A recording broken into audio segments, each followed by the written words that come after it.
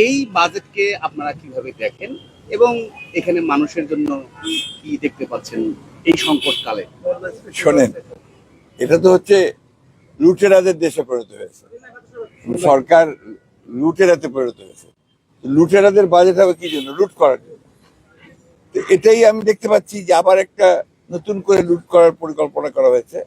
অর্থাৎ এই যে আপনাদের সেই তথাকথিত বাজেট যেটা দেওয়া হয়েছে আর কি, এই বাজেটে আপনার আয়ের চেয়ে ব্যয় অনেক বেশি, এবং আপনার যে সমস্ত জায়গাগুলোতে আপনার আয়ের অংশ দেখানো হচ্ছে, তাতে করে সাধারণ মানুষের উপরে সমস্ত বোঝাটা গিয়ে পড়ে যাচ্ছে। এবং এই ব্যয়টা মেটানোর জন্য তারা যেটা করবে সেটাও সাধারণ মানুষের উপর গিয়ে পড়বে, অর্থাৎ আপনার পকেট কাটার জন্য। এবং এটা আনছে আপনার বিদেশ থেকে অনুদান অথবা ঋণ, আর সেই সঙ্গে আবার আপনার ব্যাংকগুলো থেকে আপনার ঋণ নেওয়া, সবটাই গিয়ে পড়ছে মানুষের উপরে। এবং মানুষটা এই বোঝা টানতে টানতে এখন মানে আর পারছে না।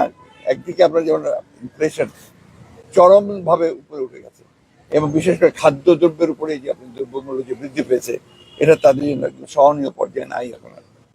আপনার কয়েকদিন আগেই বাড়লো আপনার পেট্রোল, ডিজেল, এসব জিনিসের দাম বেড়ে গেল, বিদ্যুৎ এখন আবার আপনার বাড়বে, বাজেটের সঙ্গে সঙ্গে সেগুলো আবার বাড়বে। এবং যেটা IMF এর সঙ্গে যে চুক্তি আর কি, প্রতি বছরে 4 বার করে বাড়বে। তো আমরা এই পয়সাটা কি জন্য দিচ্ছি? বিদ্যুৎ খাতে যে চুরি হয়েছে, এনার্জি খাতে যে চুরি হয়েছে, সেটা সবাই জানে। এই কুইক ইন্টার পাওয়ার প্ল্যান্ট থেকে শুরু করে আপনার আদানির কাছ থেকে, ভারত থেকে আপনার বিদ্যুৎ আনার থেকে শুরু করে সবগুলোই তো আপনার সম্পূর্ণ তাদের পকেট বাড়ি করেছে। রূপপুর আপনার প্ল্যান্ট, কোথায় রূপপুর প্ল্যান্ট? এখন তো রূপপুর প্ল্যান্ট কোনো হচ্ছে না, একটু এগোচ্ছে না। কোথায় গেল আপনার সেই পায়রা বন্দর, সেই বন্দরের কাজগুলো কোথায় গেল? আর কি আপনার ফ্লাইওভার, এলিভেটেড এক্সপ্রেসওয়ে, খুব ভালো কথা, বাট ইন হোয়াট ওয়ে আপনি সাধারণ মানুষের সমস্যাগুলো সমাধান করছেন? মানুষ তো পারছে না, যখন এখন তো বহু মানুষ কিন্তু শহর ছেড়ে গ্রামে চলে যাচ্ছে, কারণ এখানে ঢাকা শহরে আর তারা টিকতে পারছে না। গ্রামে গিয়েও তারা বিপদে পড়ছে, কোনো এমপ্লয়মেন্ট নেই। এখন এই বাজেটের মধ্যে সবচেয়ে বড় আপনার সমস্যা যেটা, সেটা হচ্ছে যে এখানে এমপ্লয়মেন্ট জেনারেট করা, ক্রিয়েট করার মধ্যে কিছু নাই, নতুন করে মানুষের কর্মসংস্থানের কোনো ব্যবস্থা নেই। পুরো বাজেটে দেখবেন মেগা প্রজেক্টের এবং মেগা চুরি, মেগা দুর্নীতির জন্য করা হয়েছে। সুতরাং এই বাজেটকে শুধুমাত্র তথাকথিত ভাষায় গণবিরোধী বলবো না, এটা আসলে বাংলাদেশ বিরোধী বাজেট হয়েছে। স্যার একটা প্রশ্ন, এই বাজেটে একটি জিনিস লক্ষণীয়, শুধু একটি পয়েন্ট, সেটা হচ্ছে কালো টাকা সাদা করার উপরে 15% ভ্যাট আরোপ করা হয়েছে, আর বৈধ উপার্জনের উপর 30% ভ্যাট আরোপ করা হয়েছে। এটা আসলে কার জন্য স্যার? এগুলো হচ্ছে আপনার সম্পূর্ণ যেটা বললাম আপনাকে, যেখানে যারা পে করে, যারা ন্যায় পথে চলে, তাদের উপরে সমস্ত চাপটা পড়ে যাচ্ছে।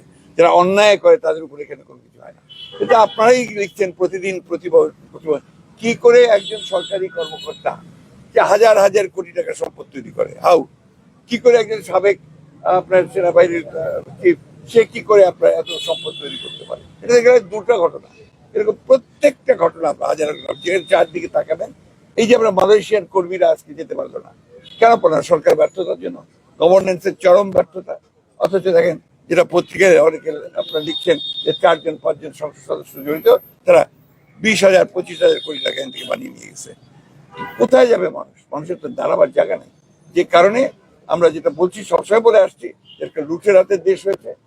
জনগণের সরকার না থাকলে, কোনো যদি আপনার জবাবদিহিতা না থাকে, কোনো যদি আপনার অ্যাকাউন্টেবল না থাকে, আজকে সেই অবস্থা তৈরি হচ্ছে। একটা পার্লামেন্ট বলা যায়, বাজেট পার্লামেন্টে কার? তাদের পার্লামেন্ট। এখানে তারাই সরকারি দল, তারাই বেসরকারি দল, তারাই ইন্ডিপেন্ডেন্ট, আপনার দামি নির্বাচন হয়েছে।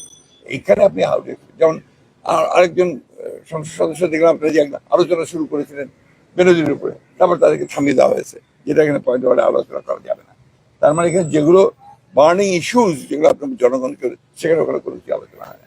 এখানে শুধু স্তুতি, স্তুতি আর স্তুতি। Thank you. গাড়ির ভিতরে ঠিক আছে স্যার, দেখা হবে।